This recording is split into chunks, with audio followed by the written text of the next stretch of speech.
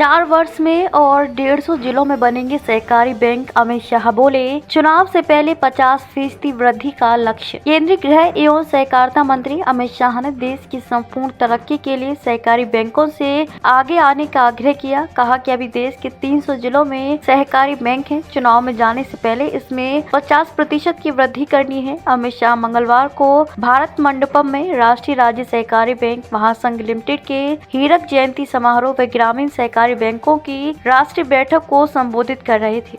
केंद्रीय मंत्री ने कहा कि देश के सभी जिलों में सहकारी बैंकों की स्थापना तभी हो पाएगी जब 2 लाख नई प्राथमिक कृषि ऋण समितियां पैक्स बना ली जाएंगी। मतलब प्रत्येक पंचायत में एक पैक्स बन जाएगी। चाहे दूध उत्पादन प्राइमरी समिति हो या मछुआरों से संबंधित समिति, गाँवों की प्रकृति जैसी होगी वैसी ही समितियों का गठन कर लिया जाएगा। सहकारी बैंकों को मजबूत करना है तो पैक्सों को मजबूत करना होगा। उन्होंने कहा कि पैक्सों को कंप्यूटराइज करने पर 25 करोड़ रुपए खर्च होंगे। इसे निबंधन से लेकर ऑडिट तक सारे काम ऑनलाइन होने लगेंगे। पैक्स ही राज्य सहकारी बैंक और जिला सहकारी बैंकों की आत्मा है।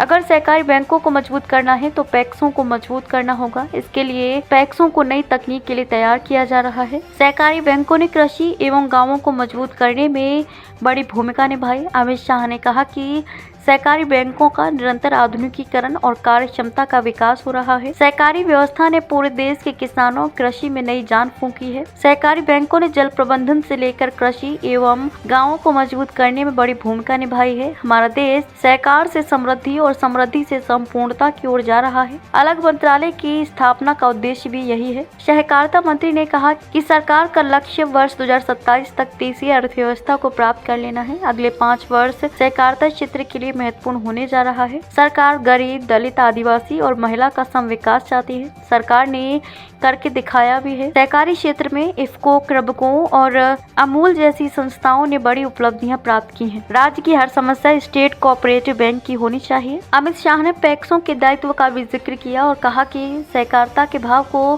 संबल देने के लिए पैक्सों और सहकारी बैंकों को भी आगे आना चाहिए। गाँव की हर समस्या पैक्स की होनी चाहिए। जिले की समस्या कोऑपरेटिव बैंक और राज्य की हर समस्या स्टेट कोऑपरेटिव बैंक की होनी चाहिए। सहकारिता को जन विश्वास भी अर्जित करनी होगी। इसके लिए पारदर्शिता जरूरी है। राज्य एवं जिला सहकारी बैंकों को भी पारदर्शी व्यवहार की शुरुआत करनी होगी। अगर ऐसा नहीं होगा तो हम अपने उद्देश्य में सफल नहीं हो सकते हैं। आपदा शमन और क्षमता निर्माण परियोजनाओं के लिए राज्यों के लिए 1115 करोड़ की मंजूरी। केंद्रीय गृह मंत्री अमित शाह की अध्यक्षता वाली एक उच्च स्तरीय समिति ने 15 राज्यों में विभिन्न आपदा शमन और क्षमता निर्माण परियोजनाओं के लिए 1000 करोड़ रुपए की मंजूरी दी है। एक आधिकारिक बयान के अनुसार समिति ने 115.67 करोड़ रुपए के कुल परिव्यय पर सभी राज्यों और केंद्र शासित प्रदेशों में नागरिक सुरक्षा, स्वयंसेवकों के प्रशिक्षण और क्षमता निर्माण के लिए एक और परियोजना को भी मंजूरी दी।